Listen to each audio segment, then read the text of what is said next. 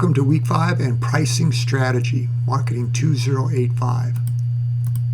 Here's our agenda. We're going to kind of do this in a little backwards way, maybe, but it should help you understand this. We're going to talk about first how not to price and then contrast that with proper pricing technique.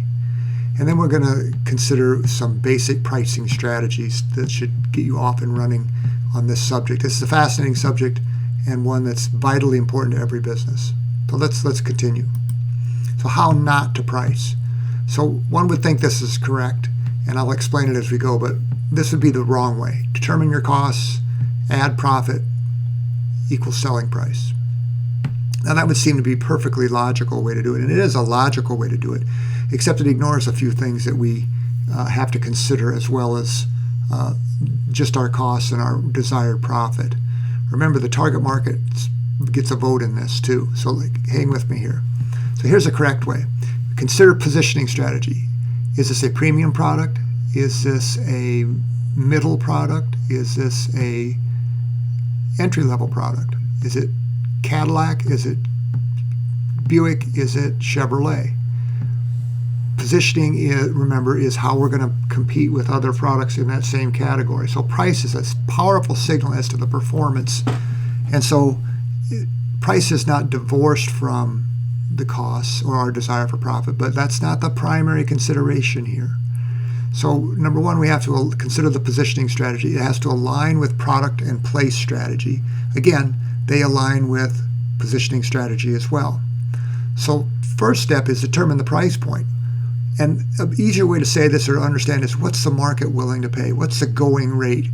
Given what the features and benefits of the product are, what price point can we legitimately ask for that the target market is going to see as a quote-unquote value?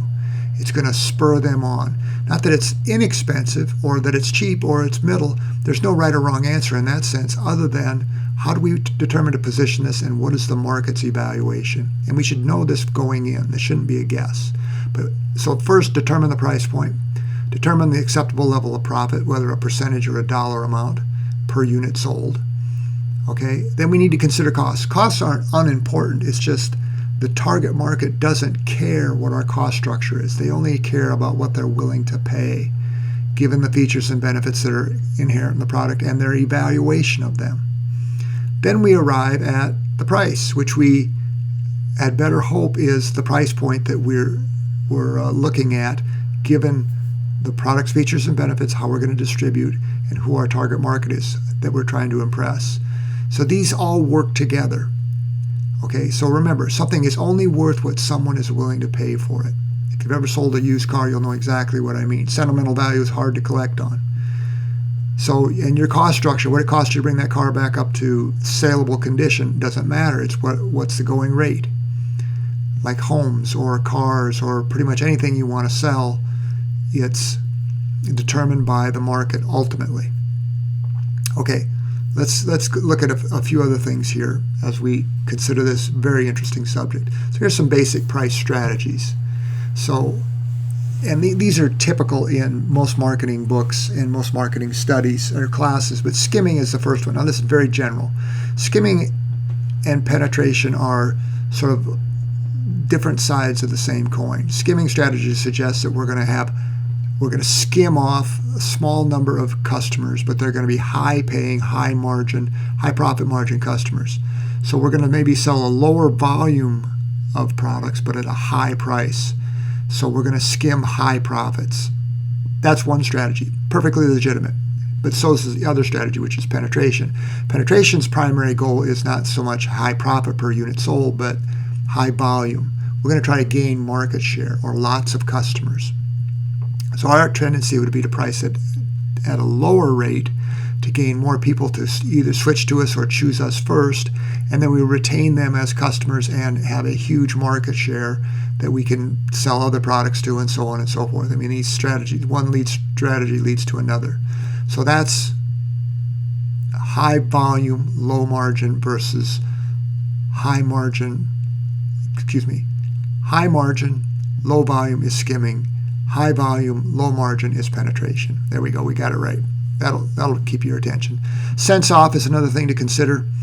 $9.95 for something, you'll almost never see something priced at an even dollar amount. That's because it looks better than $10.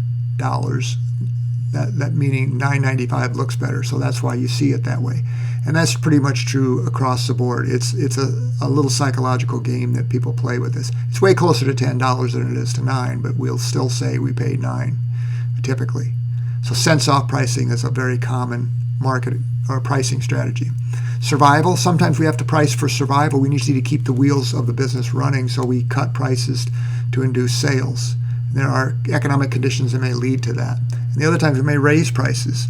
I mean, remember, this one thing to consider in basic price strategy or strategy in general is it never happens in a vacuum, meaning our customers are going to react, but so are competitors. So if we raise our prices, are they going to raise theirs? Are they going to cut theirs? It's a constant battle of wits and will in this arena. Another thing to consider is industry standards. Sometimes there's pricing that's standard to the industry, like standard markups and things like that. Pricing is a really broad subject. If you ever take a cost accounting course, you'll run into more of this. But for now, this should keep you rolling and keep your interest and hopefully pique your interest to read more and study more. So take care and enjoy pricing.